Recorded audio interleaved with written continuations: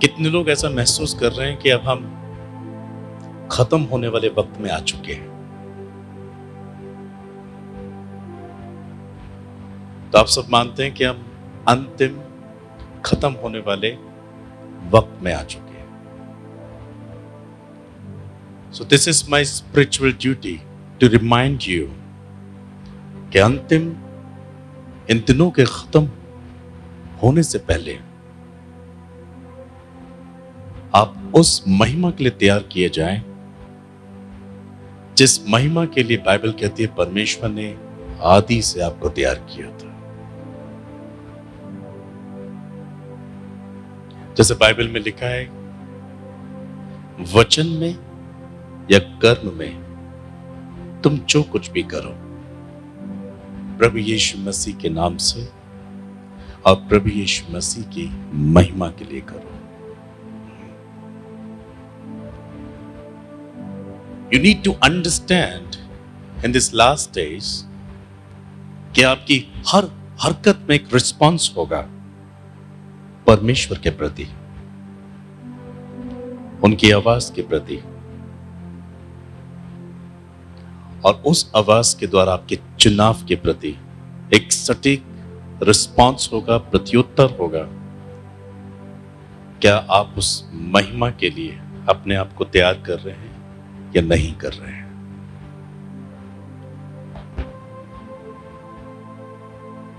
संसार के लोग अभी ऐसा सोच रहे हैं, अब जो संसार है वो बेहतर है। This new era world filled with technology, science,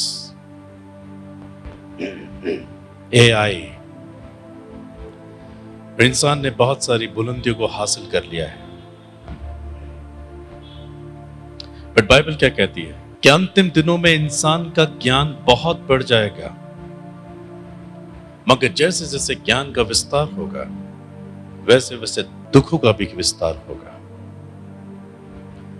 technology is good, बढ़ोतरी अच्छी लगती है, मगर उसके साथ दुख भी आता है।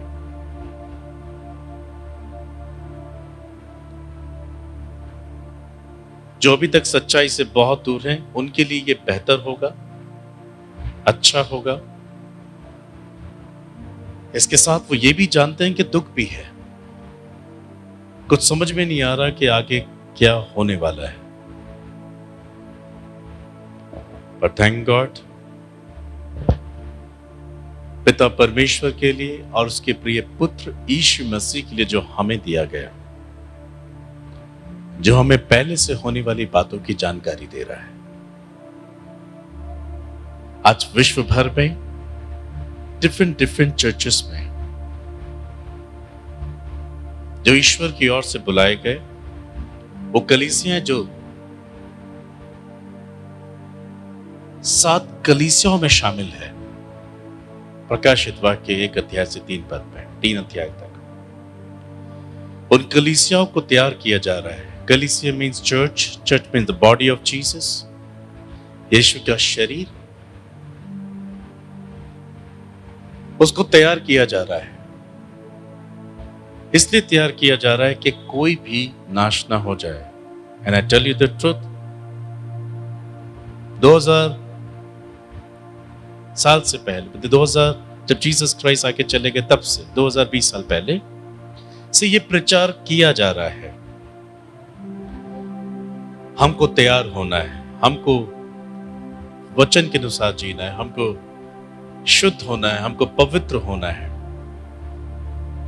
ऐसे ऐसे दिन घटेंगे, ये समय आएगा, वो समय आएगा। हम सिर्फ सुन रहे थे। देखो, हमारी पृथ्वी की स्थिति 5-10 साल से पहले की स्थिति बहुत फर्क था। ऐसा नहीं कि भूकंप सिर्फ अभी आ रहे हैं, पहले भी आए। ऐसा नहीं कि महामारी सिर्फ अभी आई है, पहले भी आती रही है। ऐसा नहीं है कि कलेश भरा वक्त सिर्फ अभी चल रहा है, पहले भी चल रहा है। मसीहों पे कलेश केवल अभी नहीं, पहले से हो रहा है। तो फिर हम कैसे कह सकते हैं कि यह अंतिम वक्त है या ये खत्म होने वाला समय है? आप इसे कैसे पहचानेंगे? आप इसे कैसे जानेंगे? 5-10 साल से पहले की दुनिया में जो प्राकृतिक घटनाएं घट रही थी या मसीहों पे अत्याचार हो रहे थे, नेचुरल डिजास्टर, कहीं भूकंप है तो कहीं बाढ़ है, कहीं महामारी है, पहले के वक्त में ये चीजें घट रही थी। इसे ध्यान से सुनो। वो एक वक्त पर एक स्थान पे हो रही थी, पर उस एक वजह से पूरा विश्व परेशान नहीं था। अगर कहीं भूकंप आया है तो बस वहां आया है, पूरी दुनिया परेशान नहीं है। भुखमरी आई है तो किसी एक अमुक देश में आई है, सब जगह नहीं आ गई है। मसीहों पर अगर सताव आया है तो एक पर्टिकुलर कोई जगह पे हो रहा है, सो हो रहा है, पर विश्व रूप इसे नहीं दिया जा रहा है। तो 5-10 साल के पहले की दुनिया में यह घट रहा था। हम कह सकते थे वो अंतिम वक्त नहीं था, मगर मत्ती 24 अध्याय में जिस घटनाओं का वर्णन प्रभु यीशु मसीह ने किया, वो कांस्टेंट होने वाली घटनाएं थी। यानी कि एक वक्त पर सिर्फ एक ही स्थान पर नहीं, एक ही वक्त पर संपूर्ण संसार में उसका प्रभाव आपको देखने में मिलेगा। मत्ती 24 अध्याय में दर्ज हर एक प्राकृतिक घटनाएं या मसीहों का सताव, अंतिम वक्त जो घटेगा, घट रहा है, उसकी पहचान यह है वो ग्लोबली घटेगा। संपूर्ण संसार में एक जैसा प्रभाव देखा जाएगा। तो वो अंतिम वक्त है। Now check your heart and be alert in your soul. एक साथ हो रहा है, नहीं हो रहा है विश्व में। अब हम कह सकते हैं we are all in the last days. अब हम अंतिम वक्त में ही हैं। देखिए, भूकंप सिर्फ एक देश की कहानी नहीं रह गई, संपूर्ण विश्व की कहानी बनती जा रही है। 5-10 साल के पहले की दुनिया में भूकंप आए, पर लार्ज स्केल में तकलीफें नहीं आई। पर अब तो जहां भूकंप आता है, देश का देश खत्म ही हो जाता है। तो उसके बाद बनता ही नहीं, पनपता ही नहीं। जैसे लिखा है, तुम्हारे नगर उजाड़ और खंडर हो जाएंगे, वो घट रहा है ग्लोबल तरीके से। इन बातों को सोचो। आप धन्य हैं कि ये बातें आपको सुनने और मनन चिंतन करने का मौका मिल रहा है, ताकि आप मसीह तक पहुंच कर सको। महामारियों का दौर सिर्फ एक अमुक देश में नहीं रहा, मगर अब ग्लोबल तरीके से असर डाल रहा है। 2019 में कोरोना काल ने सिर्फ हिंदुस्तान को हिट नहीं किया, but corona hits the whole world. पूरे विश्व में इसका प्रभाव हुआ और हो रहा है अभी भी ग्लोबल तरीके से। Then we can say we are in the last days. Matthew chapter 24 हमारी जनरेशन में पूरा हो रहा है। सताव सिर्फ एक स्थान पर नहीं, और शायद हमारे पास खबरें भी नहीं आती होंगी। अब तो इंटरनेट है, तो हमें समझ में आ जाता है कहां क्या हो रहा है। मगर हर एक देश के अंदर एक खास चीज है जिसपे बहस होती है, या जिसके प्रश्न पे उत्तर देने से सरकारें बचती हैं, वो है सताव। और अब जो प्रोसिक्यूशन हो रहा है, अब जो सताव हो रहा है, वो ग्लोबली हो रहा है। ऐसी कोई कंट्री नहीं है जहां ये सताव नहीं है। ये विश्वव्यापी रूप ले रहा है। महंगाई सिर्फ हमारे देश में नहीं है, ग्लोबली देखो आप, संपूर्ण विश्व की यह स्थिति बनी हुई है। अंतिम दिनों में तुम्हारा देश महंगी से मरेगा, परमेश्वर ने कहा था। तो सारा संसार ग्लोबल तरीके से इन सब चीज को फेस कर रहा है। मैथ्यू चैप्टर 24 हमारी जनरेशन में पूरा हो रहा है। हम इसे नजरअंदाज नहीं कर सकते, क्योंकि इस एक इवेंट को जो हो रहा है अब, अगर आप मैं इसको नजरअंदाज करते हैं तो फिर हम जीवन को नजरअंदाज कर रहे हैं। जब हम कहीं जाते हैं तो साइन बोर्ड और मील के पत्थर से पता लगता है कि हमारी यात्रा के समाप्त होने का वक्त कब आ रहा है। If you go to the Mussoorie, तो मील के पत्थर से और साइन बोर्ड से पता लगता है अब मसूरी 10 किलोमीटर बचा है, अब 8 किलोमीटर बचा है, अब 6 किलोमीटर बचा है, अब तो 4, 3, 2 और फिर 1 और फिर 0 आ जाता है कि आप मसूरी आ गए। अभी यह स्थिति चल रही है। मीटर देखो कितना करीब है प्रभु यीशु मसीह अपनी दुल्हन के। मैथ्यू चैप्टर 24 में साथ निकालो। यीशु जैतून पहाड़ पर बैठे हुए थे जब चेलों ने एकांत में आकर उनसे ये बातें पूछी, तेरे आने का और जगत के अंत का क्या चिन्ह होगा। तब यीशु ने कहा था, सावधान रहना, कोई तुम्हें भरमाने ना पाए, क्योंकि बहुत से ऐसे होंगे जो मेरे नाम से आकर कहेंगे मैं मसीह हूं, और बहुतों को भरमाएंगे।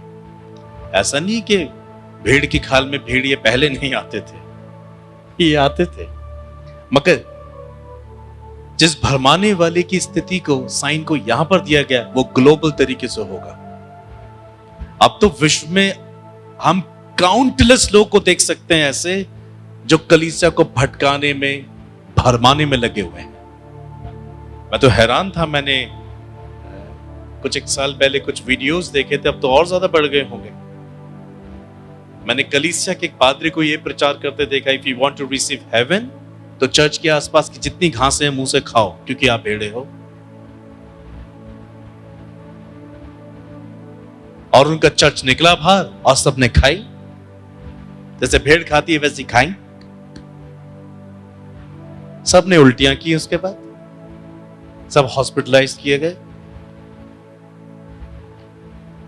एक और चर्च, बाइबल में लिखा तुम सांपों को पकड़ लोगे और तुम्हें उनसे कुछ हानि ना होगी।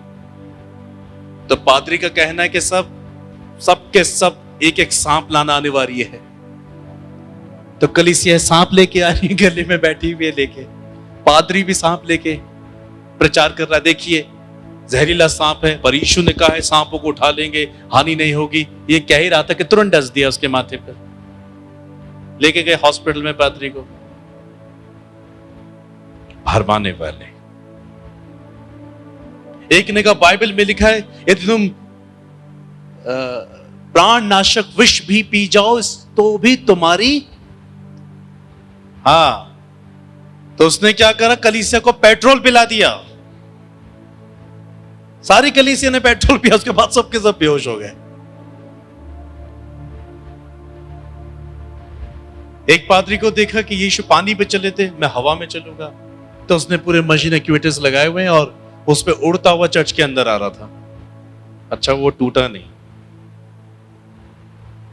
और हजारों की तादाद में इनके पीछे लोग चल रहे हैं। I was amazed, इतने मूर्ख कैसे हो सकते हैं लोग। पर हां, चल रहा है सब। सारी कलीसियां फुल हैं, बेशुमार भीड़ आ रही है, सब सही चल रहा है। मगर हमारे वक्त में जिस भरमाने वाली चिन्ह को प्रभु ने दर्शाया था, वो विश्वव्यापी तरीके से बताया था। सिर्फ एक स्थान पे नहीं, पूरे वर्ल्ड के अंदर भरमाने वाले देखेंगे, और अब तो वही चल रहा है।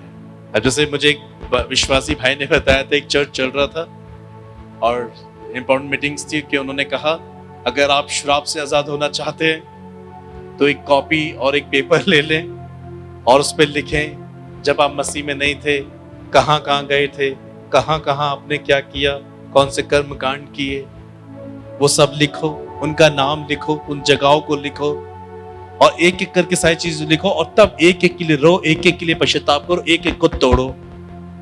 जिंदगी तो वहीं खत्म हो जाती, लिस्ट पूरी खत्म ही नहीं होती। है ऐसी कलीसियां?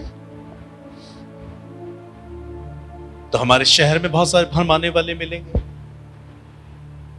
तो अब जो भरमाने वाले आए वो ग्लोबल तरीके से आए, विश्वव्यापी रूप ले चुके हैं। आपको सोचना चाहिए इसको। फिर प्रभु ने कहा था लड़ाइयों की चर्चा सुनोगे, वॉर्स की चर्चा सुनोगे, सिर्फ घबराना नहीं है, पर यह चर्चा तो हो रही है, हो रही कि नहीं हो रही है? तो युद्ध की खबरें सुन रहे हैं, और इस वक्त ये मिसाइल युद्ध होगा, और इसी युद्ध को यहेजकेल 38 अध्याय में दिखाया गया है कि पृथ्वी का 1/3 भाग जलकर खत्म हो जाएगा। तो ये भी हो रहा है ग्लोबल तरीके से, इसकी चर्चा आए दिन आप न्यूज टेलीविजन में सुन सकते हैं। पर यीशु ने यह भी कहा था चर्चा होगी पर अंत नहीं होगा, मतलब अंत नहीं होगा पर हम अंतिम समय में होंगे। एक घटना और घटेगी ग्लोबल तरीके से, जाति पर जाति, राज्य पर राज्य चढ़ाई करेंगे। हो रहा है कि नहीं हो रहा है? नहीं हो रहा। हमारे देश से एग्जांपल लो, सारी जातियां आपस में लड़ रही हैं, और ग्लोबल तरीके से ये हर कंट्री में हो रहा है, हर कंट्री में हो रहा है। मैं जब वर्ल्ड न्यूज को वॉच करता हूं तो ऐसी कोई कंट्री नहीं है जहां पर इस धर्म को लेकर युद्ध ना हो रहा हो, जाति को लेकर युद्ध ना हो रहा है, ग्लोबल तरीके से हो रहा है। सब जगह स्ट्राइक्स हो रही हैं, जुलूस निकल रहे हैं, हमारे देश में भी होते रहते हैं। फिर बाद में यीशु ने कहा नेचुरल डिजास्टर्स होंगे। ये सब घटनाओं के बाद क्या घटेगा ग्लोबल तरीके से? ये चीजें खत्म नहीं हो रही है, ये लगातार एक के बाद एक शुरू होंगी और शुरू रहेंगी जब तक प्रभु ना आ जाए। तो आगे प्रभु ने बोला अकाल पड़ेंगे, हो रहा है, फैमिन्स पड़ रहे हैं, बहुत जगह फूड शॉर्टेज हो गई, हमारे देश में भी बस होने वाली है कुछ समय के बाद। विश्वव्यापी स्तर तैयार हो रहा है, इतनी महंगाई की मार पड़ने वाली है और पड़ रही है कि भोजन की कमी देश के अंदर और विदेशों के अंदर हो रही है। अमेरिका ने भारत का सारा चावल खरीद लिया क्योंकि अमेरिका को इस बात का ज्ञान हो गया था कि अब जो फूड शॉर्टेज आ रहा है उससे चावल भी नहीं मिलेगा खाने को। और हमारे इंडिया से ही सारा एक्सपोर्ट होता है चावल, और अमेरिका की जनता ने सारा का सारा चावल खरीद लिया। जब सरकार को यह बात समझ में आई तब जाके चावल का एक्सपोर्ट रोका गया है। अभी चावल नहीं जा रहा है बाहर हमारे देश का, क्योंकि उन्हें मालूम है फूड शॉर्टेज आ रही है, भारत क्या खाएगा। तो आपको लगता है कि वो चावल की बोरियां आपके पास आएंगी? नहीं, वो धनवानों के पास जाएंगी, वो राजाओं के पास जाएंगी। आप कैसे खाओगे? फूड शॉर्टेज तो आ रहा है। मैं ज्यादा पॉलिटिकल बातों पे नहीं जाऊंगा, पर मैं आपको समझाऊंगा। तो हर जगह सब कुछ हो रहा। फिर पीड़ा का आरंभ, लोग पीड़ा से होकर जाएंगे, महंगाई की पीड़ा, फिर महामारी की पीड़ा, बेरोजगारी की पीड़ा, और बीमारी के कारण निसंतानता की पीड़ा, डिफरेंट टाइप्स ऑफ पीड़ा। लोग डरे रहते हैं, घबराए रहते हैं, एक के बाद एक बीमारी आ रही है। 2025 में कोरोना से भी भयानक बीमारी रूप लेने वाली है विश्व के अंदर। अब फिर से लॉकडाउन होगा। ये 3 साल का था, शायद वो 5-6 साल का हो जाएगा, क्योंकि वर्ल्ड की इकोनॉमी पूरे तरीके से डिस्टर्ब हो गया। वचन में लिखा है। तो एक महामारी का उल्लेख नहीं किया क्राइस्ट ने, महामारियां आएंगी। एक महामारी नहीं, बहुवचन है, महामारियां आएंगी ग्लोबल तरीके से। और जगह जगह भूकंप हो रहे कि नहीं हो रहे हैं? ग्लोबल तरीके से हो रहे हैं। अभी 3-4 दिन पहले उत्तराखंड में भूकंप आया फिर से, कितनों को मालूम है? ऑलराइट, कभी भी हो रहा है। और उत्तराखंड के लिए तो घोषणा पहले से कर दी थी। मैं इस बातों को करीब 2016-15 से बोल रहा हूं कि एक हैवी अर्थक्वेक उत्तराखंड में आने वाला है, कि पहाड़ अपनी जगह से हटके रास्ता बंद कर देंगे। और उसके कुछ साल के बाद जो जियोग्राफिक जो साइंटिस्ट होते हैं वो लोग आए हमारे कंट्री में, उत्तराखंड में, और उन्होंने साफ साफ बता दिया, उनकी बुक्स भी इंटरनेट पे वायरल हो रही है, कि उत्तराखंड एक ऐसे स्थान पे बना है कि इसकी जो टेक्टोनिक जो प्लेट्स हैं वो हिल रही हैं, वो उनमें दबाव पड़ रहा है, उनमें कंपन हो रही है, और वो अगर हिली तो पूरा पहाड़ पलटने वाला है। मैंने प्रभु से बोला, प्रभु अगर ये समय हुआ तो मेरा क्या होगा? प्रभु ने कहा अगर तुम सही चले ना तो तुम उस दिन उत्तराखंड में ही नहीं होगे।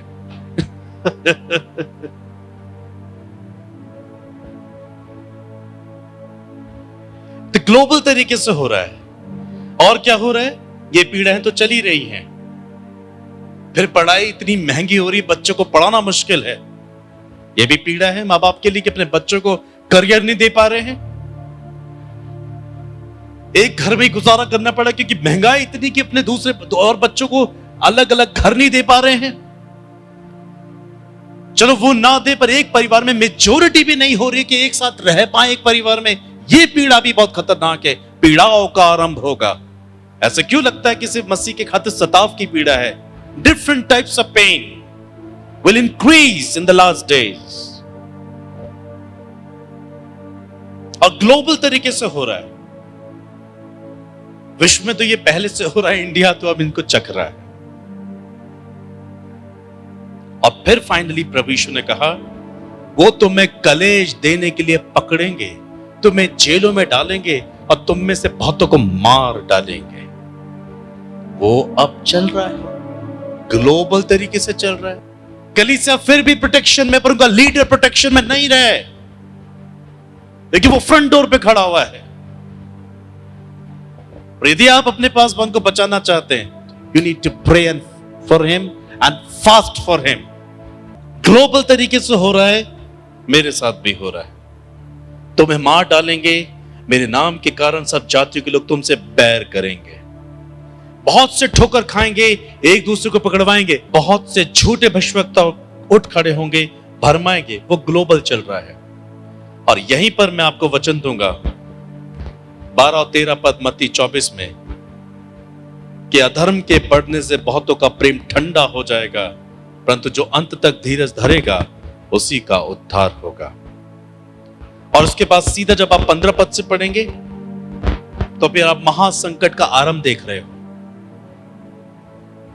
और उसके तुरंत बाद 29 पद में यीशु का आगमन हो रहा है। अब इस दो घटनाओं के बीच में कहीं रैप्चर होगा। गॉड नोज बेटर कि कलेश के बीच में या कलेश से पहले या कलेश से छिपाने की ताकत भी उसके पास है उसके बाद। पर अब प्रभु का आगमन बहुत बहुत बहुत निकट है, बहुत निकट है। अधर्म बढ़ेगा, लोगों का प्रेम ठंडा हो जाएगा। इन्हीं कारणों से, महंगाई के कारण, फ्यूचर सिक्योर नहीं रहा, बीमारी के कारण, सताव के कारण,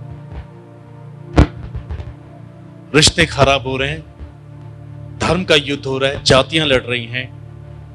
यही कारण होगा कि लोगों का प्रेम ठंडा हो जाएगा। अधर्म इतना बढ़ेगा कि अंदर से लोगों के प्रति इज्जत, मान, सम्मान, सत्कार, अतिथि सब खत्म होगा। और यहीं तक नहीं, अपने ईश्वर को लेकर भी उनका प्रेम ठंडा पड़ जाएगा। जाति को तो ये मानना हो ही गया है शुरू कि अब there is no God at all, मगर अब इसमें मसीह भी आ गए हैं जो कह रहे हैं कि where is Jesus, there is no Jesus Christ. अगर है तो इतना कलेश क्यों है? बाहर से कई लोग जो यीशु मसीह में विश्वासी थे, हमारे भारत में आके जानवरों की सेवा का काम कर रहे हैं। उनसे पूछा गया व्हाई, सो क्या कह रहे हैं? Because will get heaven, solution of our soul. हमें स्वर्ग मिलेगा इनकी सेवा से। मूर्खता, क्राइस्ट को त्याग कर जानवरों की सेवा के लिए निकल आए। हमारा क्या है फिर? बहकना नहीं है बिल्कुल।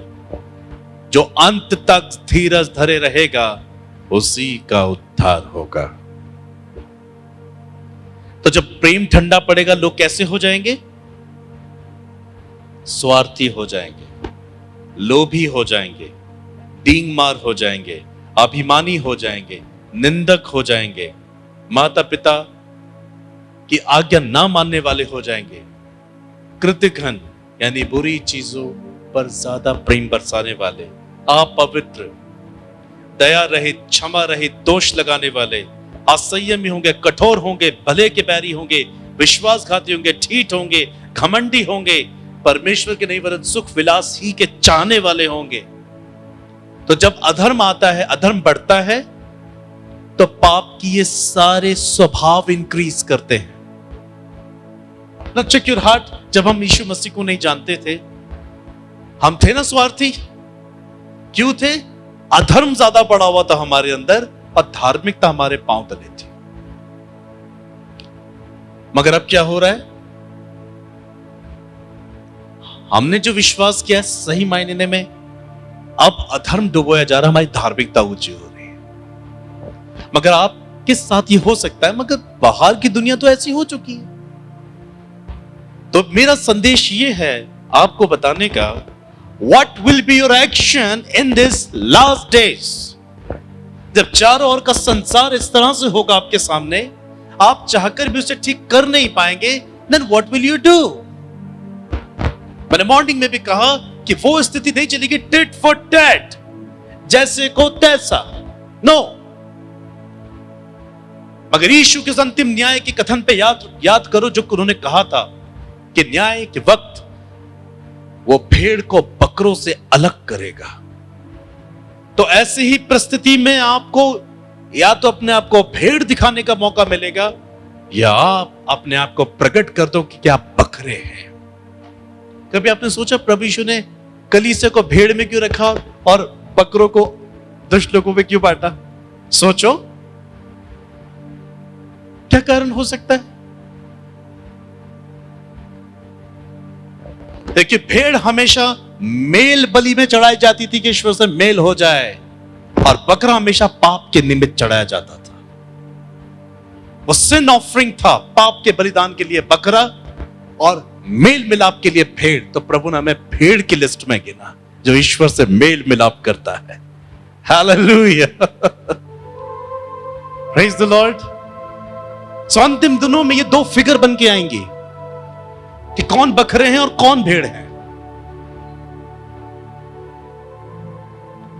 जब संसार आपके पड़ोसी, आपके सगे संबंधी, आपके रिश्तेदार, आपके साथ काम करने वाले लोग, आपके साथ पढ़ने वाले लोग, आपके साथ बिजनेस करने वाले लोग, जब आप उनके सामने ऐसा जीवन देखेंगे कि वो स्वार्थी होंगे, लालची होंगे, तीन मारेंगे, निंदक होंगे, बड़े छोटों का मां बाप का आदर नहीं करेंगे, बुरी चीजों के प्रति प्रेम से भरे हुए होंगे, खुद भी एकदम निर्लज्ज और अश्लील और अपवित्र जीवन जिएंगे, वासना, व्यभिचार, नो मर्सी, कोई दया नहीं, कोई कंपैशन नहीं, किसी को माफी नहीं, सब पर दोष लगाएंगे, न्याय करेंगे, कठोर होंगे और भले व्यक्ति के पीछे पड़ जाएंगे। जब ऐसे लोग आपके सामने होंगे, एंड हियर दिस, और ये वो सारी चीजें आप पर आजमाएंगे, what will be your action? जब लोग आपके सामने ऐसा करेंगे, आप क्या करोगे? आप एक भेड़ हो, आप एक मसीह में विश्वासी हो, आपने उद्धार पाया है, आपने बपतिस्मा लिया, खरी शिक्षा आपके हाथों में है, आपके दिलों में है। What will you do? आप क्या करोगे? कैसे साबित करोगे आप भेड़ हो? जब संसार के लोग अपने बुरे एक्शन में आ जाएंगे, तो भेड़ों को कौन से एक्शन में आना है? Do what the Lord wants you to do. उन सब चीजों को कैरी करो जिसके लिए वचन में लिखा, जो अंत तक धीरज धरेगा उसी का उद्धार होगा। धीरज के साथ, पेशेंस के साथ, टिट फॉर टैट की स्थिति नहीं लानी है, जैसे को तैसा नहीं करना है। धीरज रखकर, संयमी होकर, पेशेंस लेवल बनाकर, स्वार्थी लोगों के सामने निस्वार्थ का एक्शन दिखाना है बस। बाबा बाइबल में लिखा है, अगर कोई तुझसे कुछ छीन ले, तेरी वस्तु छीन ले, तेरी दोहर छीन ले, सब कुछ ले जाने दे। लोग आपके सामने स्वार्थी होंगे, हो सकता है वो स्वार्थ उन्होंने आप में ही देखा है, पर आपको क्या एक्शन दिखाना है? निस्वार्थ होके आपको दिखाना है, मैं भेड़ हूं।